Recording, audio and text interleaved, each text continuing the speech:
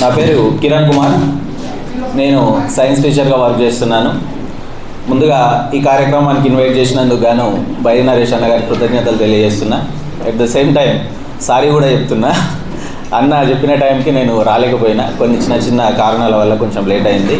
So అన్యదా భావించవద్దు. ముందుగా మనకిచ్చిన topic విషయానికి వస్తే, విశ్వం పుట్టుక, విశ్వం పరిణామం ఎట్లా చెందింది, ఆ తర్వాత భూమి ఎట్లా ఏర్పడింది, ఈ భూమి మీద లైఫ్ ఎట్లా స్టార్ట్ అయింది, అక్కడి వరకు మనకి ఇచ్చినటువంటి టాపిక్.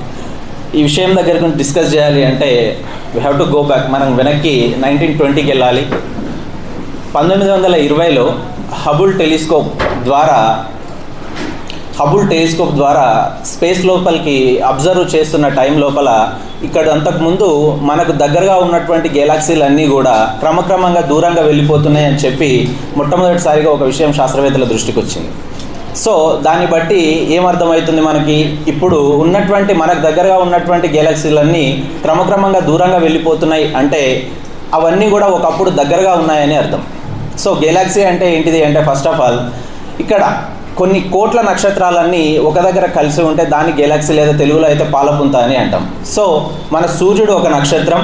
ఇట్లాంటి కొన్ని కోట్ల నక్షత్రాలు అంటే ఒక గెలాక్సీలో, ఫర్ ఎగ్జాంపుల్ మన సన్ చుట్టూ ఉన్నటువంటి 8 గ్రహాలు, వీటన్నింటిని ఒక సౌర కుటుంబం అనుకుంటే, మన సన్ లాంటి నక్షత్రాలు దాదాపు 30,000 కోట్లు ప్రజెంట్గా మనం ఉంటున్నటువంటి మిల్కీవే గెలాక్సీలో ఉన్నాయి.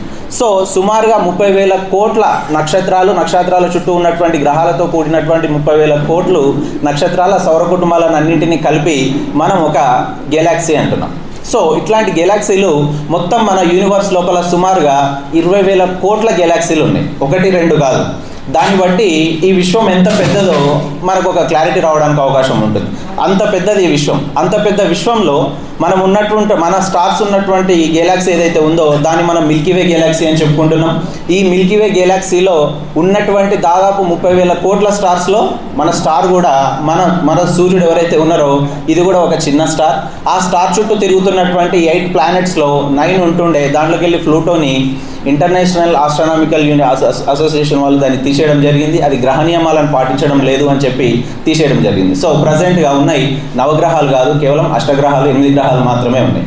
ఈ 8 గ్రహాలలో మన భూమి కూడా ఒక గ్రహం. సో అమెరికాలో ఈ హబుల్ టెలిస్కోప్ నుంచి అబ్జర్వ్ చేస్తున్నటువంటి క్రమం లోపల వాళ్ళకి అర్థమైనటువంటి విషయం ఏంటిది అంటే, ఈ గెలాక్సీలన్నీ క్రమక్రమంగా మన నుంచి దూరంగా వెళ్ళిపోతున్నాయి అని చెప్పి తెలిసింది. సో ఈ పదార్థం అంతా కూడా, గెలాక్సీలన్నీ కూడా ఇప్పుడు దూరంగా వెళ్తున్నాయి అంటే అవన్నీ కూడా ఒకప్పుడు దగ్గరగా ఉండి ఆ తర్వాత దూరంగా వెళ్తున్నాయని అర్థం, అంతే కదా. ఇప్పుడు క్రమంగా దూరంగా వెళ్తున్నాయి అంటే అవన్నీ ఒకప్పుడు ఒకే దగ్గర ఉన్నాయని అర్థం. ఆ లెక్కన ఇప్పుడు ఆ గెలాక్సీలు మన నుంచి దూరం జరుగుతున్నటువంటి ఆ స్పీడ్ని మనం క్యాలిక్యులేట్ చేసుకుంటూ శాస్త్రవేత్తలు వెనక్కి వెళ్ళినట్లయితే ఈ మొత్తం ప్రాసెస్ అంతా కూడా గెలాక్సీలు ఇట్లా దూరంగా ఎక్స్పాండ్ కావడం, గెలాక్సీలు దూరంగా ఎక్స్పాండ్ అవుతున్నాయి అంటే దాని అర్థం విశ్వం ఎక్స్పాండ్ అవుతుందని అర్థం. విశ్వం ఇట్లా ఎక్స్పాండ్ కావడం అనేది ఎక్కడ స్టార్ట్ అయింది అని శాస్త్రవేత్తలు వెనక్కి ఇప్పుడు ఎక్స్పాండ్ అవుతున్న వేగంతో క్యాలిక్యులేట్ చేసుకుంటూ వెనక్కి వెళ్తే దాదాపు 13,80,00,000 సంవత్సరాల క్రింద మొట్టమొదటిసారిగా ఈ పదార్థం అంతా, ఇప్పుడు ఉన్నటువంటి గెలాక్సీలు మొత్తం సోలార్ మెటీరియల్ అంతా ఏదైతే ఉంటుందో ఇదంతా కూడా 13.8 బిలియన్ సంవత్సరాలు లేదా 13,80,00,000 కోట్ల 80 లక్షల సంవత్సరాల కింద ఏదైతే ఉందో అక్కడ ఒకటే దగ్గర ఈ మెటీరియల్ అంతా ఉంది అని చెప్పి శాస్త్రవేత్తలకి అర్థమైంది. ఆ లెక్కన మనం వెనక్కి వెళ్ళినట్లయితే 13.8 బిలియన్ సంవత్సరాల క్రింద ఈ మొత్తం యూనివర్స్ అంతా కూడా ఒకటే పాయింట్, ఒక చిన్న పాయింట్, దాన్ని సింగ్యులారిటీ అంటాం. సింగ్యులారిటీ దగ్గర ఈ యూనివర్స్ ఉండింది. మొదటగా అక్కడ మ్యాటర్ ఉందా అంటే మ్యాటర్ లేదు. ఏమున్నది అక్కడ? ఉన్నది అంత కేవలం ఎనర్జీ. ఒక సింగిల్ పాయింట్ దగ్గర ఎనర్జీ మాత్రమే ఉన్నది. ఆ ఎనర్జీ ఆ పర్టికులర్ టైం నుంచి ఎక్స్పాండ్ కావడం మొదలైంది. ఇక్కడ బిగ్ బ్యాంగ్ అంటే ఒకసారిగా విస్ఫోటనం చెందింది అని కొంతమంది ఒపీనియన్, అట్లా కాదు, అది ఎక్స్పాండ్ కావడం మొదలుపెట్టింది అని కొంతమంది ఒపీనియన్. ఏదేమైనప్పటికీ 13.8 బిలియన్ సంవత్సరాల క్రింద మొట్టమొదటిగా ఆ సింగ్యులారిటీ అనే పాయింట్ దగ్గర నుంచి ఈ యూనివర్స్ ఎక్స్పాండ్ కావడం మొదలైంది. అక్కడ ఉన్నటువంటి ఎనర్జీ, ఐన్స్టీన్ చెప్పినట్లుగా, ఐన్స్టీన్ ఏం చెప్పిండు, E=mc² అనే సూత్రాన్ని చెప్పిండు మనకి. దాని ద్వారా మనకి ఏమర్థమవుతుంది, ఈ అంటే ఎనర్జీ పదార్థంగా మారుతుంది, పదార్థం ఎనర్జీగా మారుతుంది. సో అక్కడ ఉన్నటువంటి ఎనర్జీ ఎక్స్పాండ్ కావడం ఎప్పుడైతే మొదలైందో అట్లా ఎక్స్పాండ్ అవుతూ ఆ ఎనర్జీగా ఉన్నటువంటి ఎనర్జీ కాస్త ఏమైన తర్వాత పదార్థంగా మారింది. ఆ పదార్థంగా మారడం ఎట్లా మారింది అంటే రెండు రకాలుగా, మ్యాటర్గా at the same time anti మ్యాటర్గా, అంటే పాజిటివ్గా నెగిటివ్గా రెండు రకాలుగా ఆ ఎనర్జీ కాస్త మ్యాటర్ పార్టికల్స్గా మారింది, at the same time anti matter పార్టికల్స్గా మారింది. అట్లా మారే క్రమం లోపల పాజిటివ్ నెగిటివ్ రెండు కలిసినప్పుడు మళ్ళీ ఒక చిన్న బ్లాస్ట్ లాగా జరిగి అదేమవుతుంది, దాని నుంచి మళ్ళీ ఎనర్జీ రిలీజ్ అవుతుంది. అంటే ఎనర్జీ మ్యాటర్గా మారి మళ్ళీ ఎనర్జీగా మారుతుంది. దానివల్ల ఏమైనా ఉపయోగం ఉందా? ఎట్లాంటి ఉపయోగం లేదు. కానీ ఇక్కడ ఏం జరిగింది అంటే ఆ పాజిటివ్గా ఉన్నటువంటి మ్యాటర్ పార్టికల్స్ ఏవైతే ఉన్నాయో అవి యాంటీ మ్యాటర్ పార్టికల్స్ కంటే 1% లేదా 1 యూనిట్ పార్టికల్స్ ఎక్కువగా ఉత్పత్తి అయింది. ఎనర్జీ నుంచి మ్యాటర్ వచ్చే క్రమంలో యాంటీ మ్యాటర్ నుంచి పాజిటివ్ మ్యాటర్ ఉన్నటువంటి పార్టికల్స్ ఏవైతే ఉన్నాయో అవి ఒక 1 యూనిట్ ఎక్కువగా రిలీజ్ అయినాయి. సో ఈక్వల్ నంబర్స్గా ఉన్నటువంటి matter anti matter particles collaborate అయ్యి ఎనర్జీ రిలీజ్ అయ్యింది. ఎట్ ద సేమ్ టైం ఎక్స్ట్రాగా ఉన్నటువంటి పార్టికల్స్ ఉన్నాయి కదా, ఇవన్నీ కూడా ఈ యూనివర్స్లో ఒక పదార్థంగా ఒక మ్యాటర్గా ఆ ఎక్స్పాన్షన్తో పాటుగా ఇది కూడా స్ప్రెడ్ కావడం జరిగింది. ఇట్లా ఆ మ్యాటర్ పార్టికల్స్ అన్నీ కలిసి ఒకదాంతోనొకటి కలిసి ఎక్స్పాండ్ అవుతూ ఉన్నటువంటి ఈ ప్రాసెస్ లోపల ఏమైంది, పెద్ద మొత్తం ఈ విశ్వానికి కావాల్సినటువంటి మెటీరియల్ ఏదైతే ఉందో ఇదంతా సిద్ధమైంది. ఇక్కడ మనం గుర్తుంచుకోవాల్సినటువంటి విషయం ఏంటిది అంటే ఈ బిగ్ బ్యాంగ్ లేదా ఆ సింగులారిటీ నుంచి యూనివర్స్ ఎక్స్పాండ్ కావడం ఏదైతే ఉంటుందో దాన్ని మనం బిగ్ బ్యాంగ్ అంటున్నాం. ఈ బిగ్ బ్యాంగ్ మొదలైనప్పుడు చాలా విపరీతమైనటువంటి ఎక్కువ టెంపరేచర్ ఉంటుంది, విపరీతమైనటువంటి చాలా ఎక్కువ మొత్తంలో ఉన్నటువంటి ఉష్ణోగ్రత ఉండింది. అది క్రమంగా ఇట్లా ఎక్స్పాన్షన్ అవుతున్న కొద్దీ ఉష్ణోగ్రత మెల్లిమెల్లిగా తగ్గుతూ వస్తుంది. సో ఉష్ణోగ్రత ఎక్కువగా ఉన్నప్పుడు కొన్ని చర్యలు జరగలేదు. కానీ క్రమక్రమంగా ఎప్పుడైతే విశ్వం ఎక్స్పాండ్ అవుతూ ఉంటుందో ఉష్ణోగ్రత తగ్గే కొద్దీ మెల్లిమెల్లిగా చర్యలు జరగడం మొదలైంది. బిగ్ బ్యాంగ్ మొదలైనటువంటి 1 సెకండ్లో 10 లక్షల వంతు టైంలో మనం ఇంతసేపు చెప్పుకున్నటువంటి ఎక్స్పాండ్ కావడం, matter particles anti matter particles produce అవ్వడం, అవి కొలాబరేట్ అయ్యి ఎనర్జీ రిలీజ్ కావడం, ఎట్ ద సేమ్ టైం అడిషనల్గా ఉన్నటువంటి ఆ మ్యాటర్ పార్టికల్స్తో ఈ యూనివర్స్ కావాల్సినటువంటి మ్యాటర్ అంతా సిద్ధం కావడం, ఇదంతా కూడా బిగ్ బ్యాంగ్ స్టార్ట్ అయినటువంటి 1 సెకండ్లో 10 లక్షల వంతు తక్కువ టైం లోపలనే ఇదంతా అయిపోయింది. ఉష్ణోగ్రత కూడా అంతే వేగంగా తగ్గుకుంటూ క్రమంగా వస్తుంది. ఈ ప్రాసెస్ ఇట్లా జరుగుతున్నటువంటి టైం లోపల అక్కడ ఉన్నటువంటి ఆ మ్యాటర్ ఏదైతే ఉంటుందో టెంపరేచర్ తగ్గే కొద్దీ దాంట్లో అనేక చర్యలు జరిగి అక్కడ ఉన్నటువంటి సబ్స్టాన్సెస్ కాస్త మెల్లిమెల్లిగా అవన్నీ క్వార్క్స్గా మారినాయి. క్వార్క్ అనే చిన్న మనం ఇప్పుడు ప్రోటాన్లు న్యూట్రాన్లు అని చెప్పుకుంటున్నాం కదా, వాటికంటే ముందు రూపం క్వార్క్స్ మరియు గ్లూయాన్స్ అనే పదార్థాలుగా మారింది. ఈ క్వార్క్స్ గ్లూయాన్స్ మళ్ళీ ఇంకొన్ని చర్యలు జరిగి అవి క్రమక్రమంగా టెంపరేచర్ తగ్గే కొద్దీ ఇంకా చర్యలు జరిగి అవి కాస్త ప్రోటాన్లుగా, ఎలక్ట్రాన్లుగా, న్యూట్రాన్లుగా మారినాయి. మనకు తెలుసు ఆటమిక్ స్ట్రక్చర్. సో ప్రోటాన్లు న్యూట్రాన్లు ఎలక్ట్రాన్లు కలిసి ఏం ఏర్పడుతుంది, మనకి ఆటం ఏర్పడుతుంది. ఈ ఆటం నుంచి మాలిక్యూల్స్ వస్తున్నాయి. ఈ రకంగా పదార్థాలన్నీ కూడా తయారవుతున్నాయి. అంటే నువ్వు ఒక పదార్థాన్ని మినిమైజ్ చేసుకుంటూ వెళ్తే ప్రజెంట్గా మనం ఎక్కడి దాకా చేయగలుగుతున్నాం, ఆటం పరమాణువు దాకా చేయగలుగుతున్నాం కదా. అంతకంటే ఇంకా డివైడ్ చేయడానికి హిగ్స్ బోసాన్ కణం అని చెప్పి కనిపెట్టి కొలాయిడల్ ఎక్స్పెరిమెంట్ ఒకటి చేయడం జరిగింది. అయితే అవి ఇంకా పూర్తి స్థాయిలో మనకు డీటెయిల్స్ క్లియర్గా అంత క్లారిటీగా లేవు, నడుస్తున్నాయి ఇంకా రీసెర్చ్.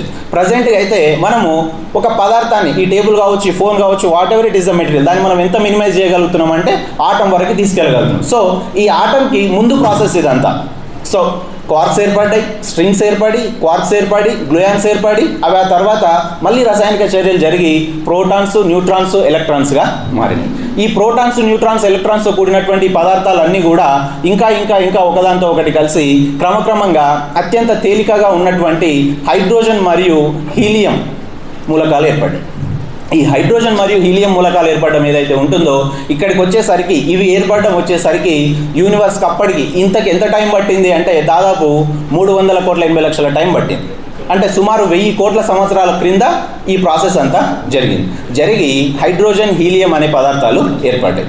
ఈ హైడ్రోజన్, హీలియం అనే పదార్థాలు ఏర్పడి వీటితో కూడినటువంటి ఈ దట్టమైనటువంటి దట్టమైనటువంటి పొగతో కూడినటువంటి ఈ హైడ్రోజన్, హీలియం పదార్థాలు మొత్తం ఈ స్పేస్ లోపల ఎక్స్పాండ్ అవుతూ ఉంటున్నటువంటి క్రమం లోపల ఆ హైడ్రోజన్ మరియు హీలియంలు అలాగే వాటి చుట్టూ ఉన్నటువంటి మిగతా పదార్థాలు ఏవైనా ఉంటే వాటికి ఉన్నటువంటి గ్రావిటేషనల్ ఫోర్స్ వలన అవి ఏం చేసినాయి, అవి ఒకదాంతో ఒకటి కలిసిపోయి మెల్లిమెల్లిగా చిన్నగా నెబ్యులా లాగా ఏర్పడడం మొదలైంది.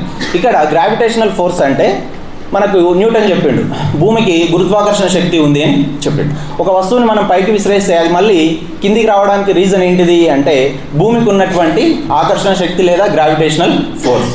అదేవిధంగా ప్రతి వస్తువుకి కూడా ప్రతి బాడీకి దానిదైనటువంటి ద్రవ్యరాశిని మాస్ను బట్టి దానికి ఆకర్షణ శక్తి ఉంటుంది. అది దాని చుట్టూ ఉన్నటువంటి మిగతా పదార్థాలను తన వైపు లాక్కుంటుంది. ఆ రకంగా హైడ్రోజన్ హీలియంలు ఇవి వాటిలో అవి ఫ్యూజ్ అవడంతో పాటుగా వాటి చుట్టూ ఉన్నటువంటి మిగతా పదార్థాలను కూడా వీటి గ్రావిటేషనల్ ఫోర్స్ వల్ల తమ వైపు లాక్కొని నెబ్యులాలు అంటే స్టార్స్ ఉత్పత్తి అయ్యే ఏరియాని నెబ్యులా అంటాం. నెబ్యులాలుగా మారి అంటే దట్టమైన పొగతో ఉన్నటువంటి నెబ్యులాగా మారి మిగతా వాటిని కలుపుకొని క్రమక్రమంగా స్టార్స్గా మారినాయి. ఈ రకంగా నక్షత్రాల ఆవిర్భావం అనేది జరిగింది. క్లియర్గా ఉందా ఏమన్నా? ఇంకా కొంచెం స్లోగా ఓకే కదా? కొంచెం అంటే టాపికే కొంచెం అట్లా ఉంటుంది, ఇక దాన్ని అట్లాగే వెళ్ళాలి. వీలైనంత వరకు సింప్లిఫై చెప్పడానికి ట్రై చేస్తున్నా. అంతే సింపుల్గా ఒక స్టోరీ లాగా గుర్తుపెట్టుకోండి. క్యాలిక్యులేషన్స్ అవన్నీ గుర్తుపెట్టుకుంటే మొత్తం కన్ఫ్యూజ్ అయిపోతాం. కాబట్టి ఒక సింపుల్ స్టోరీ లాగా గుర్తుపెట్టుకోవడానికి ట్రై చేయండి, ఈజీగానే ఉంటుంది. సో అట్లా స్టార్స్ ఫామ్ అయినాయి. ఈ స్టార్స్ గురించి కొన్ని విషయాలు మనం డిస్కస్ చేసుకోవాలి. ఏంటిది అంటే ఒక స్టార్ ఎట్లా ఉంటుంది అంటే ఫర్ ఎగ్జాంపుల్ మన ఎర్త్ రొటేట్ అవుతున్నటువంటి స్టార్ను తీసుకున్నట్లయితే స్టార్ మధ్యలో ఇన్నర్ కోర్ ఉంటుంది, దానిపైన అవుటర్ కోర్ ఉంటుంది, దానిపైన మ్యాంటల్ ఉంటుంది, దానిపైన క్రస్ట్ ఉంటుంది. ఈ లేయర్స్ ఉన్నప్పుడు లోపల ఉన్నటువంటి ఇన్నర్ కోర్ ఏదైతే ఉంటుందో ఆ ఇన్నర్ కోర్ లోపల హైడ్రోజన్ హీలియం ఉన్నాయి కదా ఫస్ట్ వచ్చినటువంటివి. ఈ హైడ్రోజన్ హీలియం 4 హైడ్రోజన్ ఎలిమెంట్స్ ఒకదాంతో ఒకటి కలిసి ఫామ్ అయితే హీలియం ఏర్పడుతుంది. సో ఈ హైడ్రోజన్లు అన్నీ కలిసి హీలియం ఏర్పడుతుంది. ఇట్లా ఏర్పడుతున్నటువంటి క్రమంలో ఈ 4 హైడ్రోజన్ల యొక్క మాస్తో పోలిస్తే హీలియం యొక్క మాస్ తక్కువగా ఉంటుంది. అంటే ఈ 4 హైడ్రోజన్లు కలిసి హీలియం ఏర్పడినప్పుడు కొంత మాస్ మిస్ అయింది అంటే అది ఎక్కడికి వెళ్తున్నట్టు ఎనర్జీ లాగా బయటకి రిలీజ్ అవుతుంది. ఆ ఎనర్జీనే మనకు సూర్యుడి నుంచి మన స్టార్ నుంచి వస్తున్నటువంటి వేడి కావచ్చు, లైట్ కావచ్చు, ఇవన్నీ కూడా అట్లా వచ్చినటువంటి ఎనర్జీనే. సో దీన్ని కేంద్రక సంలీన చర్య అంటాం. హైడ్రోజన్ ఎలిమెంట్స్ కలిసి హీలియం మాలిక్యూల్ ఫామ్ అయ్యేది ఏదైతే ఉంటుందో హీలియం ఎలిమెంట్ ఫామ్ అయ్యేది ఏదైతే ఉంటుందో దాన్ని మనం కేంద్రక సంలీన చర్య అంటాం, న్యూక్లియర్ ఫ్యూజన్ అంటాం. ఈ న్యూక్లియర్ ఫ్యూజన్ జరిగినప్పుడు ఆ ఎక్కువగా మిస్ అయినటువంటి మాస్ ఏదైతే ఉంటుందో అదే ఎనర్జీగా బయటకు రిలీజ్ అవుతుంది. అట్లా ఇన్నర్ కోర్లో జరిగే ఈ చర్యల వలన సూర్యుడు లాంటి నక్షత్రాల నుంచి బయటకి శక్తి విడుదల అవుతుంది. ఆ శక్తి వేడి, టెంపరేచర్, లైట్ ఇవన్నీ దాని ద్వారా అట్లానే బయటకి వస్తుంటాయి. ఇక్కడ ఆ స్టార్కి కూడా గ్రావిటీ ఉంటుంది కదా న్యూటన్ చెప్పినట్టుగా. వేరే భూమి మీద ఉన్నటువంటి అన్ని పార్టికల్స్కి ఎట్లాగైతే గ్రావిటీ ఉంటుందో ఆ స్టార్కి కూడా అలాగే గ్రావిటీ ఉంటుంది. ఇక్కడ ఒక స్టార్ బ్యాలెన్స్డ్గా ఉండడానికి కొన్ని కోట్ల సంవత్సరాల పాటు అది బ్యాలెన్స్డ్గా ఉండడానికి రీజన్ ఏంటిది అంటే లోపల జరుగుతున్నటువంటి కేంద్రక సంలీనం వల్ల ఉత్పత్తి అవుతున్నటువంటి శక్తి, బయట దానికి ఉన్నటువంటి గురుత్వాకర్షణ శక్తి, ఈ 2 శక్తుల వల్ల ఏమవుతుంది స్టార్ బ్యాలెన్స్డ్గా ఉంటుంది. అయితే ఎప్పుడైతే స్టార్ లోపల ఉన్నటువంటి ఇన్నర్ కోర్లో ఉన్నటువంటి హైడ్రోజన్ హీలియం ఎలిమెంట్స్ ఎప్పుడైతే వాటి శాతం తగ్గిపోతుందో అంటే స్టార్ మండడానికి అవసరమైనటువంటి ఇంధనం అయిపోతుందో అప్పుడు లోపల కేంద్రక సంలీన చర్య జరగదు కదా ఇన్నర్ కోర్ లోపల. జరిగినప్పుడు బ్యాలెన్స్ మిస్ అవుతుంది. బయట ఉన్నటువంటి గ్రావిటేషనల్ ఫోర్స్కి లోపల నుంచి వచ్చే కేంద్రక సంలీన చర్యకి ఉన్నటువంటి బ్యాలెన్స్ వల్ల స్టార్ ఎట్లాగైతే సస్టైన్ అయిందో ఆ బ్యాలెన్స్ మిస్ అయిపోయి స్టార్ అవుటర్ వైపు నుంచి మెల్లిమెల్లిగా దాని గ్రావిటేషనల్ ఫోర్స్ లోపలికి అదే కొలైడ్ అయిపోయి కొన్ని రోజులకి ఆ స్టార్ చనిపోతుంది. ఈ రకంగా స్టార్ ఎక్స్టింక్ట్ అయిన తర్వాత ఆ స్టార్ యొక్క సైజ్ చిన్నగా ఉంటేనేమో అది న్యూట్రాన్ స్టార్గా మారుతుంది. ఒకవేళ స్టార్ బాగా పెద్దగా ఉన్నట్లయితే, పెద్దగా అంటే ఇన్ ద సెన్స్ ఇప్పుడు మనం ఉన్నటువంటి సూర్యుడు సైజ్ కంటే కూడా దాదాపు 1,40,000 కోట్ల కిలోమీటర్లు మన సూర్యుని యొక్క వ్యాసం, దానికి 20 రెట్లు పెద్దగా ఉంటే అప్పుడు ఆ స్టార్ బ్లాక్ హోల్గా మారుతుంది. చనిపోయిన తర్వాత దానిలో ఉన్నటువంటి ఇంధనం అయిపోయిన తర్వాత అప్పుడు అది బ్లాక్ హోల్గా మారుతుంది. సో ఇది ఒక స్టార్ పుట్టే విధానము, స్టార్ ఎక్స్టింక్ట్ అయ్యే విధానం. ఇట్లా జరుగుతున్న క్రమం లోపల ఎప్పుడైతే అట్లా స్టార్ దాని లోపల ఉన్నటువంటి ఇంధనం అయిపోయి అది బ్లాస్ట్ అయిపోతుందో దాన్ని సూపర్ నోవా అంటాం. ఈ సూపర్ నోవా లేదా స్టార్స్ బ్లాస్ట్ జరిగి స్టార్ చనిపోవడం జరిగిన తర్వాత ఆ దాంట్లో ఉన్నటువంటి మిగతా మెటీరియల్ సబ్స్టాన్సెస్ ఏవైతే ఉంటాయో అవన్నీ కూడా విశ్వం మొత్తం ఈక్వల్గా స్ప్రెడ్ అయిపోయినాయి. అట్లా విశ్వం మొత్తం వెళ్ళిపోయినటువంటి సబ్స్టాన్సెస్ ఏవైతే ఉన్నాయో అవన్నీ కూడా మళ్ళీ కొన్ని ఒకదాంతో ఒకటి కలిసి వాటికి ఉన్నటువంటి గ్రావిటేషనల్ ఫోర్స్, వాటికి ఉన్నటువంటి ఆకర్షణ శక్తి వల్ల అవి మళ్ళీ ఒకదాంతో ఒకటి కలిసి సెకండ్ జనరేషన్ స్టార్స్ ఫామ్ అయినాయి. అంటే వాటి నుంచి మళ్ళీ ఏమైనా స్టార్స్ ఫామ్ అయినాయి. ఇట్లా స్టార్స్ ఫామ్ అయ్యేసరికి ముందున్నటువంటి హైడ్రోజన్ హీలియంతో పాటుగా సెకండ్ జనరేషన్ స్టార్స్ వచ్చేసరికి ఇక్కడ మెగ్నీషియం కావచ్చు, కార్బన్ కావచ్చు, నైట్రోజన్ కావచ్చు, ఇట్లాంటి అనేక ఇతర సబ్స్టాన్సెస్ కూడా ఫామ్ అయ్యాయి. అవి ఫామ్ అయ్యి ఈ స్టార్స్ ఫామ్ అయిన తర్వాత మిగతా చుట్టూ ఉన్నటువంటి పదార్థాలు ఏవైతే ఉంటాయో అవన్నీ కూడా మళ్ళీ కలిసి ఈ స్టార్ చుట్టూ ఉన్నటువంటి ఎర్త్, రిమైనింగ్ ప్లాంట్స్ ఏవైతే ఉన్నాయో ఈ ప్లానెట్స్ రిమైనింగ్ ప్లానెట్స్, గ్రహాలు ఏవైతే ఉన్నాయో ఇవన్నీ కూడా ఫామ్ కావడం మొదలైంది. ఆ రకంగా సూపర్నోవా జరిగి స్టార్స్ బ్లాస్ట్ అయ్యి దాని నుంచి అనేక సబ్స్టాన్సెస్ స్పేస్ లోపలికి వెదజల్లబడి ఆ పదార్థాలు వాటి గ్రావిటేషనల్ ఫోర్స్ వల్ల మళ్ళీ వాటి చుట్టూ ఉన్న పదార్థాలను కలుపుకొని అనేక స్టార్స్ ఏర్పడి ఆ స్టార్స్ అన్ని వాటి గ్రావిటేషనల్ ఫోర్స్ వల్ల ఒకటే దగ్గర తిరుగుతూ ఉండడం వల్ల ఇందాక చెప్పుకున్నట్టుగా ఒక 30,000 కోట్ల స్టార్స్ ఒక దగ్గర వస్తే అప్పుడు దాన్ని ఏమంటాం, గెలాక్సీ అంటాం. అట్లా గెలాక్సీలు ఫామ్ అయ్యి ఆ గెలాక్సీల మధ్యలో మళ్ళీ స్టార్స్ ఫామ్ అయ్యి ఆ స్టార్స్ చుట్టూ మిగిలిన పదార్థం ఏదైతే ఉంటుందో ఆ పదార్థంతో గ్రహాలు ఏర్పడ్డాయి. అట్లా మన సూర్యుని చుట్టూ ఏర్పడ్డటువంటి అనేక గ్రహాల లోపల మన ఎర్త్ కూడా ఒక గ్రహం. ఈ మొత్తం ప్రాసెస్ అయిపోయేసరికి భూమి మీద ఉన్నటువంటి స్పేస్లో ఉన్నటువంటి టెంపరేచర్, ఎక్కువ టెంపరేచర్ దగ్గర నుంచి మొదలై క్రమక్రమంగా ఉష్ణోగ్రత తగ్గుతూ వస్తుంది. At the same time Vishwam expand అవుతూ వస్తుంది. ఈ రకంగా ఇప్పుడున్నటువంటి ఈ స్టారు, దాని చుట్టూ ఉన్నటువంటి ప్లానెట్స్ అనేటివి ఫామ్ అయినాయి. అట్లా ఎర్త్ మొదటగా ఫామ్ అయినప్పుడు ఇంకా ఇప్పుడున్నటువంటి మార్స్ గ్రహం కంటే కూడా సైజులో అది చాలా పెద్దగా ఉండేది. అప్పుడు ఒక వేరే గ్రహం కావచ్చు, వేరే ఆస్ట్రాయిడ్ కావచ్చు, ఒక గ్రహం వచ్చి భూమిని బలంగా ఢీకొట్టింది. అట్లా ఢీకొట్టినప్పుడు ఇట్లా ఎర్త్ ఫామ్ అయింది. దాదాపు 450 కోట్ల సంవత్సరాల క్రింద ఎర్త్ ఫామ్ అయింది. అంతకుముందు 600 కోట్ల సంవత్సరాల క్రింద మన సోలార్ సిస్టమ్ ఫామ్ అయింది. సోలార్ సిస్టమ్ 600 కోట్ల సంవత్సరాల క్రింద ఫామ్ అయితే దాదాపు 450 కోట్ల సంవత్సరాల క్రితం మన ఎర్త్ ఫామ్ అయితే ఒక పెద్ద గ్రహం వచ్చి భూమిని ఢీకొట్టింది. అట్లా ఢీకొట్టడం వల్లనే మన భూమి ఇప్పుడు కొంచెం టిల్ట్ అయి ఉంటుంది. 23.5 డిగ్రీల సెంటీగ్రేడ్లో వంగి ఉంటుంది. అట్లా వంగి ఉండడం వల్లనే భూమి మీద సీజన్స్, ఋతువులు, మార్పులు ఇవన్నీ జరుగుతున్నాయి. అట్లా వచ్చి భూగ్రహాన్ని ఢీకొట్టినప్పుడు ఈ భూగ్రహం నుంచి విడిపోయినటువంటి ఒక ముక్క మూన్గా మారింది. ఇది ఎర్త్కి శాటిలైట్ ఉపగ్రహంగా మారింది. ఎట్లా అట్లా ఉండగలుగుతుంది అంటే న్యూటన్ చెప్పింది. ఎర్త్కున్నటువంటి గ్రావిటేషనల్ ఫోర్స్తో ఎర్త్ తన వైపు లాగుతుంది. మూన్కు ఉన్నటువంటి దాని ద్రవ్యరాశికి అనుగుణంగా దానికి ఉన్నటువంటి గ్రావిటేషనల్ ఫోర్స్తో అది దూరం వెళ్ళడానికి ప్రయత్నం చేస్తుంది. ఈ రెండింటి మధ్యన ఉన్నటువంటి చర్యల వలన అది ఎక్కడ ఉండాలో అక్కడ ఉండి అట్లా భూమి చుట్టూ తిరుగుతూ ఉంటుంది. అదేవిధంగా సన్కు ఉన్నటువంటి గ్రావిటేషనల్ ఫోర్స్ వలన సన్ ప్లానెట్స్ని తన వైపు లాగుతుంది. అదేవిధంగా ఈ భూమి మిగతా గ్రహాలకు వాటికి ఉన్న ద్రవ్యరాశికి అనుకూలంగా వాటికి ఉన్నటువంటి గ్రావిటేషనల్ అంటే గురుత్వాకర్షణ బలం వల్ల అవి దూరం వెళ్ళడానికి ప్రయత్నం చేస్తాయి. ఈ ప్రాసెస్ లోపల అవి అట్లాగా నిర్దిష్ట కక్షలో తిరుగుతూ ఉంటాయి. ఇదే న్యూటన్ చెప్పినటువంటి ముఖ్యమైనటువంటి విషయం. అట్లా మూన్ ఫామ్ అయినప్పుడు మొదటగా భూమికి 22,000 కిలోమీటర్ల దూరంలోనే ఉండేటోడు.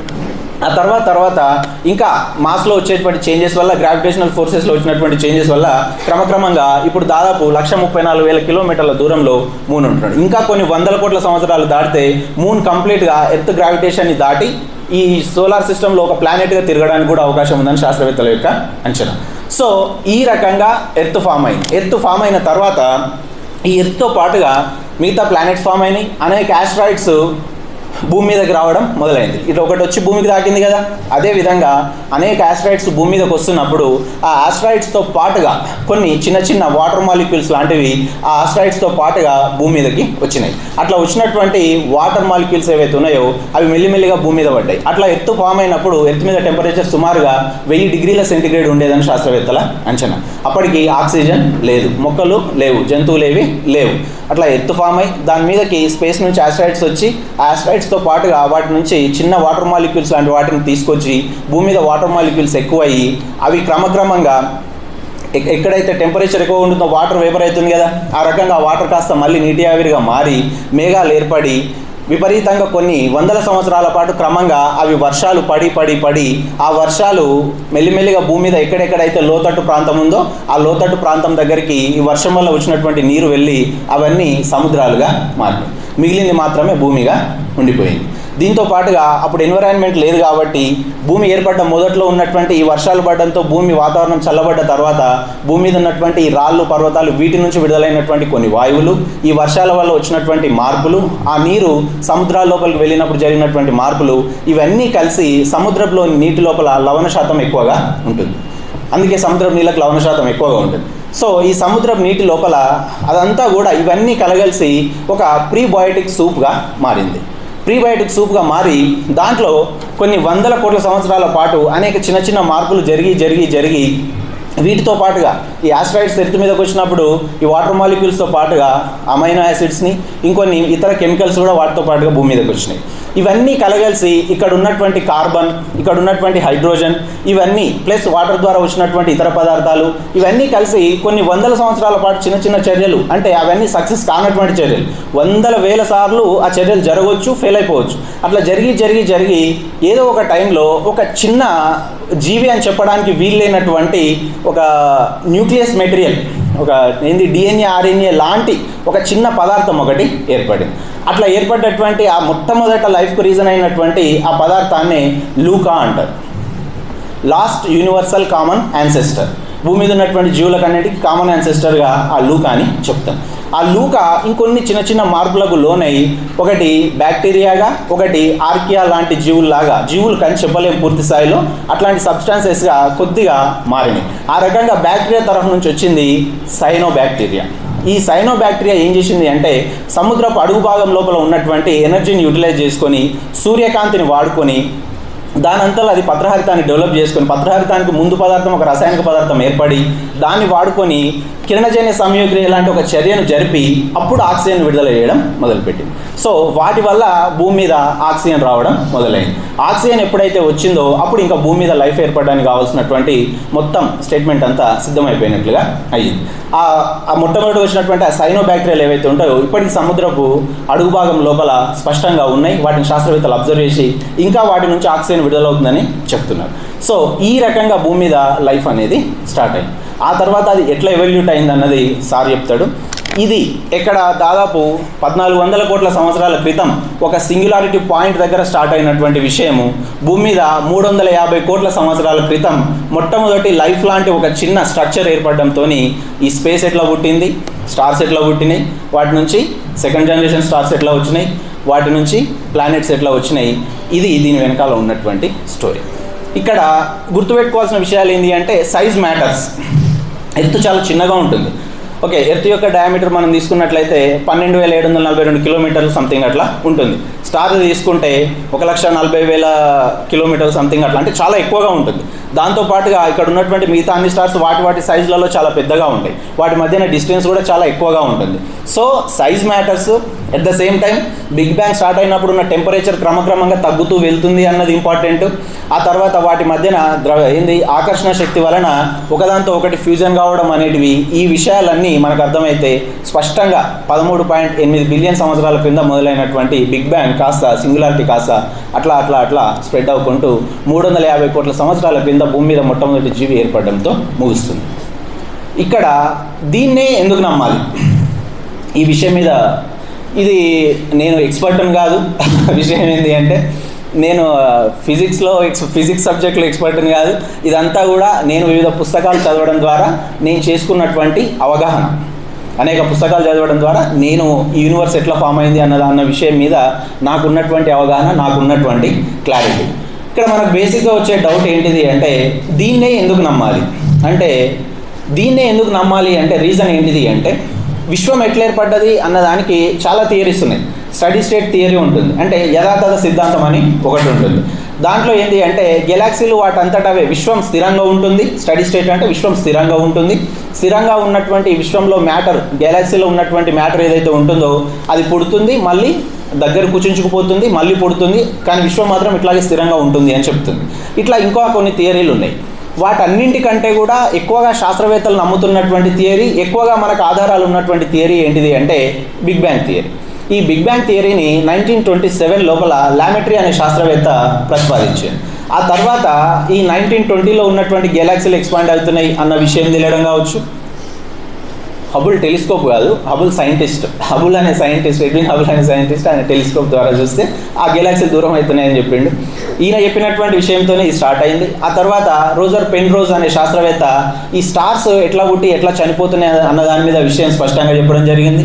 ఆ తర్వాత 1960లో ఇద్దరు శాస్త్రవేత్తలు, విల్సన్ మరియు ఇంకొక ఆయన ఇవరింజ్ అనుకుంటు, వాళ్ళిద్దరు శాస్త్రవేత్తలు ఒక సూక్ష్మ తరంగాలను గుర్తించడం జరిగింది స్పేస్ లోపల. ఈ మైక్రోవేవ్ ఎలక్ట్రిసిటీ లెంత్ ఏదైతే ఉంటుందో దాన్ని గుర్తించడం జరిగింది. ఈ సూక్ష్మ తరంగాలు ఎక్కడి నుంచి వచ్చినాయి అని చెప్పి వాళ్ళు మొదటగా రేడియో ఫ్రీక్వెన్సీ మీద రీసెర్చ్ చేస్తూ ఉంటే వాళ్ళకి మధ్యలో కంటిన్యూస్గా ఒక ఈకో అంటే మనకు మైక్లో బ్యాక్గ్రౌండ్ సౌండ్ వస్తుంది కదా, కంటిన్యూస్గా ఒక ఈకో సౌండ్ కంటిన్యూస్గా వస్తుంది. ఇది ఎక్కడి నుంచి వస్తుంది అని ఫస్ట్ వాళ్ళు ఏమనుకున్నారు అంటే వాళ్ళ టవర్స్ మన డిటిహెచ్ టవర్స్ లాంటివి ఉంటాయి, ఆ టవర్స్ మీద పీజియన్స్ ఈ పావురాలు వేసే షిట్ వల్ల ఆ ఫ్రీక్వెన్సీ డిస్టర్బ్ అయ్యి సౌండ్ వస్తుందని వాళ్ళు అనుకున్నారు. కానీ దాన్ని ఇంకా డీటెయిల్గా వాళ్ళు వెనక్కి వెళ్ళి చూస్తే ఆ ఈకో యూనివర్స్ ఎక్స్పాండ్ అవుతున్న దాని యొక్క సౌండ్ అది. దాని డీటెయిల్గా వాళ్ళు చెప్పింది ఏంటిదంటే యూనివర్స్ ఎక్స్పాండ్ అవుతున్నప్పుడు రిలీజ్ అవుతున్నటువంటి సౌండ్ మనకి బ్యాక్గ్రౌండ్లో ఎక్కువగా వస్తుంది అని చెప్పింది. ఎట్ ద సేమ్ టైం సూక్ష్మ తరంగాలను వాళ్ళు గుర్తించారు. ఈ సూక్ష్మ తరంగాలు ఏంటివి అంటే 13.8 బిలియన్ సంవత్సరాల కింద బిగ్ బ్యాంగ్ స్టార్ట్ అయినప్పుడు రిలీజ్ అయినటువంటి ఎలక్ట్రోమాగ్నెటిక్ స్పెక్ట్రమ్, మొత్తం విద్యుదయస్కాంత వికిరణ వర్ణపటం ఉంటుంది కదా, ఆ వర్ణపటం లోపల ఈ సూక్ష్మ తరంగాలు కూడా ఒక భాగం. ఈ సూక్ష్మ తరంగాలని మనం చూడొచ్చు. మనకు ఇంతకుముందు పాత టీవీలు ఉన్నప్పుడు మధ్యలో ఛానల్ చేంజ్ చేసేటప్పుడు మొత్తం చుక్కలు వస్తున్నాయి. ఆ చుక్కలు ఏంటిది అంటే బికాస్ ఆఫ్ ఆ యూనివర్స్ స్టార్ట్ అయినప్పుడు వచ్చినటువంటి ఆ చుక్కల వల్లనే, సూక్ష్మ తరంగాల వల్లనే ఈ చుక్కలు మనకు కనిపించేటివి. సో వీళ్ళు ఆ విషయం చెప్పినందుకు వాళ్ళిద్దరికి నోబెల్ ప్రైజ్ కూడా రావడం జరిగింది. సో హబుల్ చెప్పినటువంటి గెలాక్సీలు ఎక్స్పాండ్ అవుతున్నాయన్న విషయం కావచ్చు, తర్వాత పెన్రోజ్ చెప్పినటువంటి స్టార్స్ విషయం కావచ్చు, వీళ్ళిద్దరు కనిపెట్టిన విషయం కావచ్చు, ఆ తర్వాత స్టీఫెన్ హాకింగ్ అనే శాస్త్రవేత్త బ్లాక్ హోల్స్ మీద రీసెర్చ్ చేసిండు. బ్లాక్ హోల్స్ మీద రీసెర్చ్ చేసి ప్రతి బ్లాక్ హోల్ చుట్టూ ఉన్నటువంటి హై గ్రావిటేషనల్ ఫోర్స్ ఉన్నటువంటి ఏరియా ఏదైతే ఉంటుందో దాన్ని ఈవెంట్ హారిజాన్ అంటాం. ఈవెంట్ హారిజాన్ గురించి రీసెర్చ్ చేసి ఆయన కూడా ఈ బిగ్ బ్యాంగ్ థియరీకి కావాల్సిన ఆధారాలు ఇవ్వడం జరిగింది. సో ఇంతమంది శాస్త్రవేత్తలు ఇన్ని ఆధారాలు ఉన్నాయి కాబట్టి మిగతా అన్ని సిద్ధాంతాలు అంటే విశ్వం ఎట్లా ఏర్పడ్డది అన్న విషయంలో మిగతా అన్ని సిద్ధాంతాల కంటే కూడా బిగ్ బ్యాంగ్ థియరీనే ప్రామాణికంగా ఆధారాలతో రుజువులతో శాస్త్రీయంగా ఉంటుంది కాబట్టి దీన్ని నమ్మొచ్చు. కాబట్టి ప్రపంచవ్యాప్తంగా అందరూ కూడా ఇప్పుడు బిగ్ బ్యాంగ్ థియరీని విశ్వం ఎట్లా ఏర్పడ్డది అన్న దానికి రీజన్గా చెప్తున్నారు. ఆ తర్వాత హబుల్ పేరు మీద పంపించినటువంటి హబుల్ టెలిస్కోప్ని స్పేస్ లోపలికి పంపిస్తే అది కంటిన్యూస్గా స్పేస్లో ట్రావెల్ చేస్తూ మొత్తం పిక్చర్స్ తీసి నాసాకు పంపిస్తూ ఉంది. దాంట్లో కూడా బిగ్ బ్యాంగ్ థియరీ ద్వారానే యూనివర్స్ ఫామ్ అయిందన్న దానికి ఎవిడెన్స్లు ఉన్నాయి. ఆ హబుల్ టెలిస్కోప్ యొక్క లైఫ్ టైము 2021తో అయిపోతుంది. అందుకనే వీళ్ళు మళ్ళీ జేమ్స్ వెబ్ టెలిస్కోప్ని కూడా నాసా వాళ్ళు ప్రిపేర్ చేసి జేమ్స్ వెబ్ టెలిస్కోప్ని కూడా స్పేస్ లోపలికి పంపించడం జరిగింది. జేమ్స్ వెబ్ టెలిస్కోప్ కూడా కంటిన్యూస్గా స్పేస్ పిక్చర్స్ తీసి పంపిస్తూనే ఉంది. దాంట్లో కూడా ఈ నెబ్యులాలు, బ్లాక్ హోల్స్ లాంటి డయాగ్రామ్లు, డార్క్ మ్యాటర్కి సంబంధించిన విషయాలు, స్టార్స్ సూపర్నోవా జరుగుతున్నటువంటి ఫోటోలు ఇవన్నీ కంటిన్యూస్గా జేమ్స్ వెబ్ టెలిస్కోప్ కూడా పంపిస్తూనే ఉంది. సో ఇన్ని ఆధారాలు ఇవి స్పష్టంగా ఉన్నాయి కాబట్టి బిగ్ బ్యాంగ్ థియరీనే ప్రామాణికమైందని చెప్పి చాలామంది శాస్త్రవేత్తలు నమ్ముతున్నారు. మనం కూడా ఆధారాలు లేనిదే దేన్ని నమ్మలేము, ప్రామాణికంగా లేనిదే దేన్ని నమ్మలేము. కాబట్టి బిగ్ బ్యాంగ్ థియరీనే ప్రామాణికమైంది అని చెప్పి ఖచ్చితంగా చెప్పడానికి అవకాశం ఉంటుంది. దీంతో పాటు ఉన్నటువంటి మిగతా థియరీలకి ఇంత ఎవిడెన్సెస్ దొరకలేదు, ఇంత ప్రామాణికత దొరకలేదు. వీటితో పాటుగా భూమి మీద దాదాపు సుమారు 4000 పైచిలుకు మతాలు ఉంటాయి. అన్ని మతాలు కూడా విశ్వం ఎట్లా ఏర్పడింది అన్నదానికి 4000 పైన మతాలు ఉంటే 4000 కథలే చెప్తాయి. ఏ ఒక్క కథ ఇంకో కథకి మ్యాచ్ కాదు. అంటే ఈ మతాలన్నీ కూడా విశ్వం ఎట్లా ఏర్పడింది అంటే ప్రతి మతానికి ఒక క్రియేటర్ ఉంటాడు కదా, ఆ క్రియేటర్ యొక్క గొప్పతనాన్ని సూచిస్తూ ఆ క్రియేటరే మొత్తం యూనివర్స్ని క్రియేట్ చేసిండని చెప్తారు. ఇన్ని మతాలు చెప్పే ఏ ఒక్క సృష్టికథకు ఇంకో సృష్టికథకు అసలు రిలేషన్ ఉండదు, పొంతన ఉండదు, దానికి ఎట్లాంటి ఆధారాలు ఉండవు. కాబట్టి వాటిని కూడా చాలా కథలు ఉన్నాయి. ఒకటి బోషుంగా జాతి తెగ అని ఉంటుంది. వాళ్ళు ఏమని నమ్ముతారు అంటే విశ్వం ఎట్లా ఏర్పడింది అంటే బిగ్ బ్యాంగ్నే ఎందుకు నమ్మాలి అని ఎందుకు నమ్మాలి అంటే ఇట్ ఈస్ ఎవిడెన్షియల్, మనకు ఎవిడెన్స్ని ఇస్తుంది. ఓకే, సైంటిఫిక్గా ఉంది. మిగతా వాటిని ఎందుకు నమ్మొద్దు అంటే మిగతా అన్నీ ఇట్లుంటాయి. ఎట్లా ఉంటాయి అంటే ఈ బోషంగా జాతి తెగ వాళ్ళు ఎట్లా నమ్ముతారు విశ్వం ఏర్పడింది అంటే వాళ్ళ దేవుడు బాగా తిన్న తర్వాత అది అరక్కపోతే వామిటింగ్ చేసుకుంటే సూర్యుడు చంద్రుడు పుట్టిండ్రు. ఆ తర్వాత మళ్ళీ అరక్కపోతే మళ్ళీ వామిటింగ్ చేసుకుంటే మిగతా నక్షత్రాలు ఏర్పడ్డాయని చెప్పి వాళ్ళు నమ్ముతారు. ఇది ఏమన్నా ఇప్పటి కాలానికి పనికొచ్చే మాటనా? ఏమన్నా ఎవిడెన్సా? దాన్ని నమ్మడానికి ఏమన్నా అవకాశం ఉందా? లేదు. ఇంకా చాలా మతాలు, కొన్ని మతాలు ఏమో 6 డేస్ల క్రియేషన్ జరిగిన తర్వాత ఒక డే రెస్ట్ తీసుకున్నామని చెప్పి ఒక రిలీజియన్ చెప్పొచ్చు. మనం ఆ రిలీజియన్ నేమ్ మనం ఎవరికి ఏం అగెనిస్ట్ కాదు. We are speaking in the perspective of science. మనం సైన్స్ తరఫున మాట్లాడుతున్నాం, ఎవరికి అగెనిస్ట్గా కాదు. ఇంకో రిలీజియన్ ఇంకొకటి చెప్పొచ్చు, పంచభూతాలు ముందుగా గాలి వచ్చింది, తర్వాత నీరు వచ్చింది, తర్వాత నిప్పు వచ్చింది అని చెప్పి అట్లా పంచభూతాల ద్వారా ఇంకొకటి చెప్పొచ్చు. ఇంకో రిలీజియన్ ఇంకొకటి చెప్పొచ్చు, ఇంకొకటి చెప్పొచ్చు, ఏవి ఎన్నైనా చెప్పొచ్చు. అట్లా 4000 పైచిలకు కథలు చెప్పొచ్చు. అయితే అవన్నీ కూడా ఎట్లుంటాయి? ఇట్లనే ఉంటాయి. ఎట్లా దేవుడు తిని కక్కితే ఎట్లాగైతే స్పేస్ ఏర్పడిందని చెప్తున్నారో అట్లానే ఉంటాయి. సో వాటికి ఏటికి ఎవిడెన్స్లు పెద్దగా లేవు కాబట్టి మనం వాటిని పరిగణలోకి తీసుకోవాల్సిన అంత అవసరం అయితే లేదు. కాకపోతే వాటి గురించి తెలుసుకొని దాంట్లో శాస్త్రీయ దృక్పథం ఉందా లేదా పరీక్షించుకొని ఏది నమ్మాలి ఏది నమ్మొద్దు అన్న విచక్షణతో మనం ఆలోచిస్తే ఫైనల్గా మనకి ఏది కరెక్ట్ అనిపిస్తుంది అంటే బిగ్ బ్యాంగ్ థియరీనే కరెక్ట్గా అనిపిస్తుంది. సో ఆ బిగ్ బ్యాంగ్ థియరీ ప్రకారం ఎట్లా సింగులారిటీ నుంచి బిగ్ బ్యాంగ్ అంటే ఎక్స్పాన్షన్ స్టార్ట్ అయ్యి ఎట్లా యూనివర్స్ ఫామ్ అయింది, ఎట్లా స్టార్స్ ఫామ్ అయినాయి, ఎట్లా గెలాక్సీలు ఫామ్ అయినాయి, ఎట్లా సూపర్ నోవాలు జరిగినాయి, ఎట్లా సెకండ్ జనరేషన్ స్టార్స్, ఎట్లా ప్లానెట్స్ ఫామ్ అయినాయి, ఆ ప్లానెట్ అయినటువంటి ఎర్త్ మీద ఎట్లా లైఫ్ స్టార్ట్ అయింది అన్నది ఇది నేను మీకు బ్రీఫ్గా చెప్పినటువంటి విషయం. ఇది మీ అందరికీ అర్థమైందని అనుకుంటున్నా. ఇక్కడ ఇంకొక డౌట్ రావచ్చు, ఎందుకు మరి లైఫ్ మీద, భూమి మీదనే ఎందుకు లైఫ్ ఉంది, ఇంకా 8 ప్లానెట్స్ ఉన్నాయి కదా, వాటన్నిటి మీద ఎందుకు లైఫ్ లేదు అంటే భూమి ఎగ్జాక్ట్గా ఎక్కడ ఉంటే లైఫ్ ఉండడానికి ఎన్విరాన్మెంట్ అనుకూలంగా ఉంటుందో అక్కడ భూమి ఉంటుంది. సూర్యుడి నుంచి తీసుకుంటే భూమి ఉన్నటువంటి ఏరియాని గోల్డీలాక్ జోన్ అంటాం. గోల్డీలాక్ జోన్ అంటే ఏంటిది అంటే అనుకూలమైనటువంటి వాతావరణం ఉన్నటువంటి గ్రహం భూమి. సూర్యుడికి మధ్యన ఉన్నటువంటి సూర్యుడి దగ్గరగా ఉన్నటువంటి గ్రహాలను తీసుకుంటే విపరీతమైన టెంపరేచర్ ఉంటుంది. టెంపరేచర్ ఎక్కువగా ఉంటుంది, అక్కడ లైఫ్ ఉండడానికి కావాల్సినటువంటి అనుకూల వాతావరణం లేదు. దూరంగా ఉన్నటువంటి గ్రహాలను తీసుకుంటే ఉష్ణోగ్రతలు బాగా తక్కువగా ఉంటాయి, కాబట్టి అక్కడ లైఫ్ ఏర్పడడానికి అవకాశం లేదు.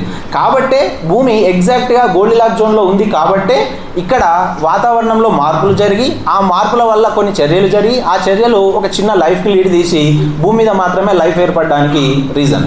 కాబట్టి భూమి మీద మాత్రమే లైఫ్ ఉంది, మిగతా దగ్గర లేదు.